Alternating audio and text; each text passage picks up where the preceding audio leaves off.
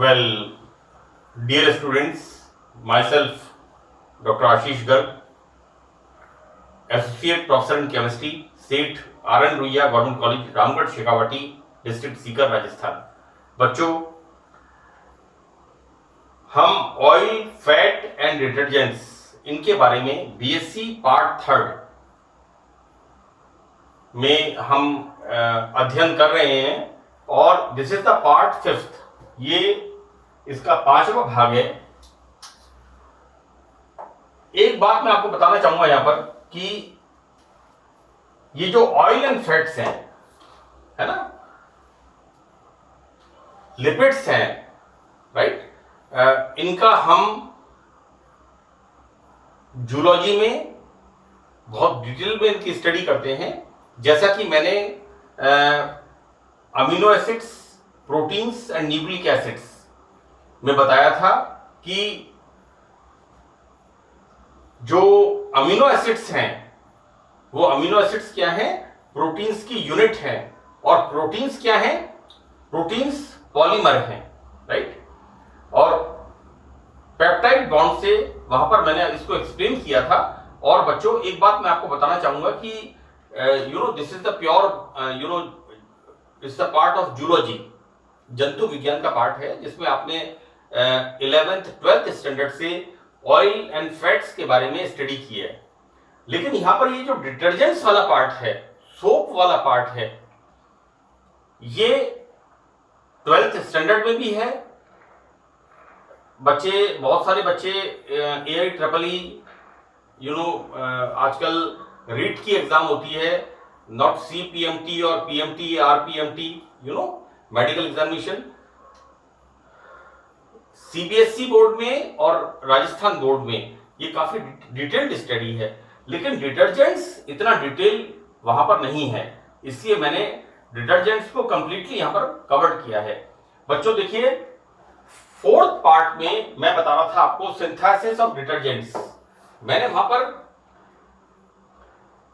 1st, 2nd and 3rd 3 steps part 4th में, and 3rd में, right, मैंने explain किए थे। Now here again we start 4था step, right. Now this is the 4th step. बच्चों, 1st step में डोडेसाइल sulfonate बनता है एंड दैट उसमें क्या होता है बेसिकली कि जो हाइड्रोकार्बन होता है, उस हाइड्रोकार्बन में, this is in the part 3rd, hydrocarbon में क्या होता है, ब्रांच्ड चेन होती है। और ब्रांच चेन होने की वजह से उसकी डिटर्जेंट एक्टिविटी तो होती है, लेकिन जीवाणुनाशक एक्टिविटी उसकी नहीं होती है, राइट। और फिर उसके बाद मैंने पार्ट 4th में इस बात को एक्सप्लेन किया था कि किस तरह से हम वहां पर अगर जो ब्रांच्ड एल्केन हैं उनको हम स्ट्रेट चेन एल्केन से उनको हम रिप्लेस कर दें तो किस तरह से उसकी एक्टिविटी बढ़ जाती है, राइट। और डिटर्जेंट्स के बारे में पार्ट 2nd में मैंने बताया था कि किस तरह से इसका एक पार्ट होता है जो कि सॉल्युबल होता है, that is the ionic part, that is called head part, right. और एक पार्ट इसका होता है टेल पार्ट, दैट इज वो बना हुआ होता है हाइड्रोकार्बन का, राइट। और ये जो हाइड्रोकार्बन होते हैं, ये हाइड्रोकार्बन चिकनाई, धूल, जिसे हम मैल कहते हैं, गंदगी कहते हैं, उसके साथ मिक्स करके किस तरह से मैंने एक पार्ट में उसका प्रेजेंटेशन किया है कि किस तरह से गंदगी जब हम उसके अंदर डिटर्जेंट का सॉल्यूशन पानी में मिक्स करके मिलाते हैं तो किस तरह से वो दूर होती है, राइट। यहां पर बहुत ही इंटरेस्टिंग पार्ट है बच्चों कि पार्ट सिंथेसिस ऑफ डिटर्जेंट्स, ये बच्चों part 3rd and part 4th। अब यहां पर step 1, 2, 3 and this is the step 4th। तो बच्चों यहां पर ये जो 3 स्टेप हैं, इनमें जो डिटर्जेंट्स बनते हैं,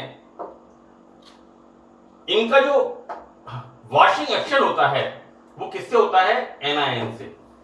हमने क्या बनाया था? Sodium sulphonate. आप देखिएगा मेरा पार्ट 3rd and 4th। और हमने क्या बनाया था? Sodium sulphate, right. यहां पर सल्फोनेट और sulphate, that is the anion. किसका एनायन? सोडियम का एनायन होता है, राइट। लेकिन यहां पर हम देखते क्या है कि इनको हमने क्या बोला है? एनायोनिक डिटर्जेंट्स, क्योंकि वहां पर क्या होता है? सल्फोनेट और सल्फेट, वो दोनों क्या होते हैं? एनायंस होते हैं, राइट।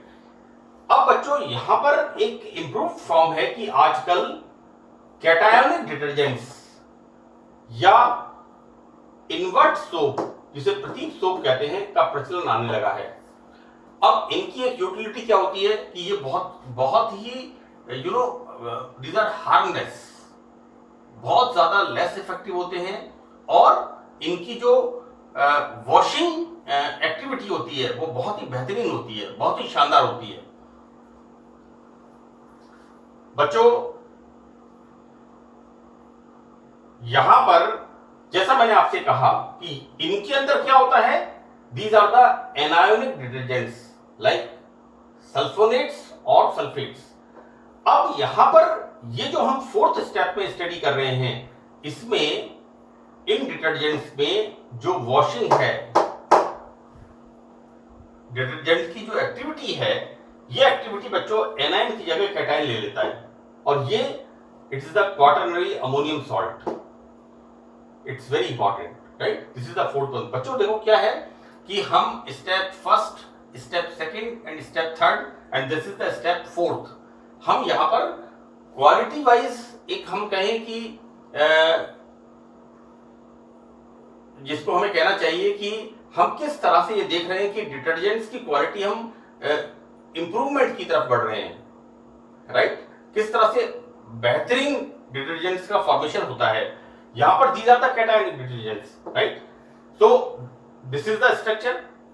ये मैंने आपको पार्ट 1st में बताया है, यानी this is the stearic acid, ester. These are the oil और फैट्स। यहां पर बच्चों आर क्या है? This R is C11 to C17। मैंने वहां पर आपको बताया है palmitic acid, oleic acid and stearic acid, right. इनके एस्टर्स होते हैं, और जब इनका हम हाइड्रोलाइसिस करते हैं तो हाइड्रोलाइसिस करने पर एक तो बनते हैं ग्लिसरॉल्स और एक बनते हैं हायर फैटी एसिड्स। बच्चों this is C17, C17H35 or something. This is palmitic acid, oleic acid is stearic. R is what?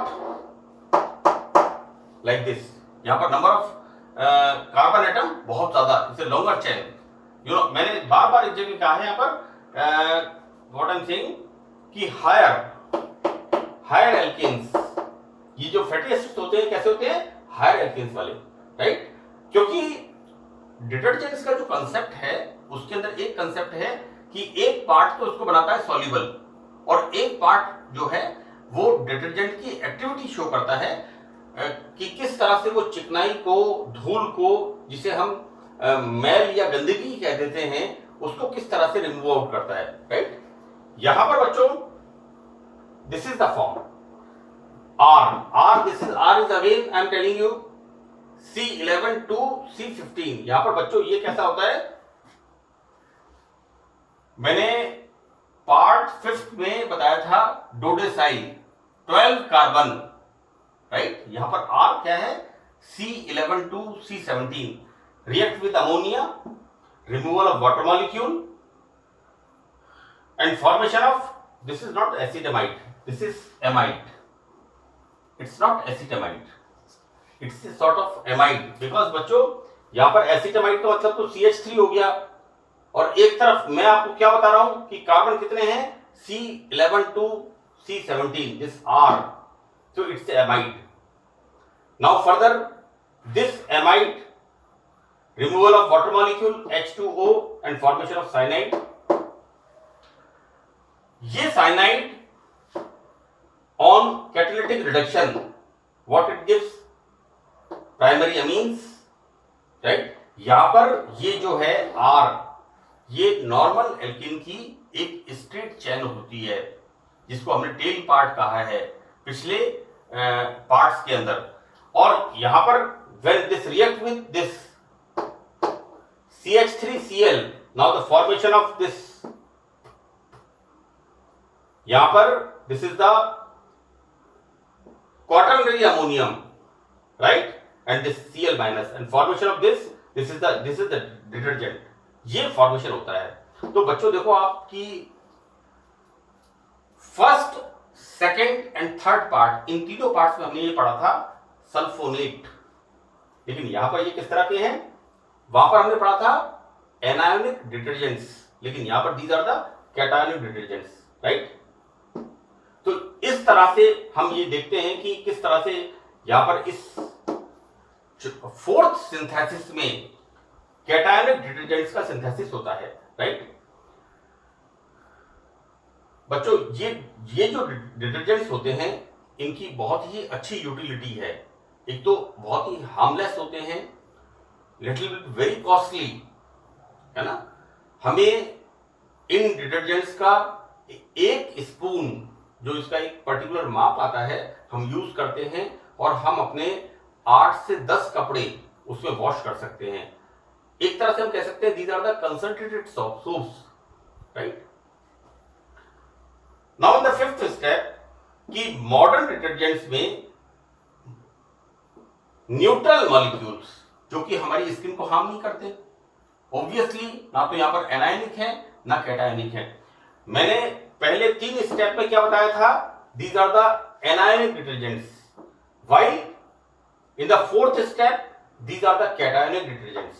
Now here in the fifth step, these are the neutral, neither it is cationic or it is anionic, right. यहां पर बच्चों जो washing करने के लिए hydrophilic सिरा जो होता है, हाइड्रोफिलिक जो वाटर के साथ बॉन्ड बनाता है, हम इसे कहें जल स्नेही। बच्चों इलेक्ट्रोफाइल क्या होता है, electron Snehi. Nucleophile is the nucleus loving, right. And nucleus loving से मतलब क्या है, जो कि इलेक्ट्रॉन रिच ग्रुप के साथ रिएक्शन करता है, मॉइटी ग्रुप के साथ रिएक्शन करता है। तो बच्चों यहां पर ये सिरा, यहां पर बच्चों देखो न्यूट्रल में क्या होता है, यहां पर कोई चार्ज नहीं।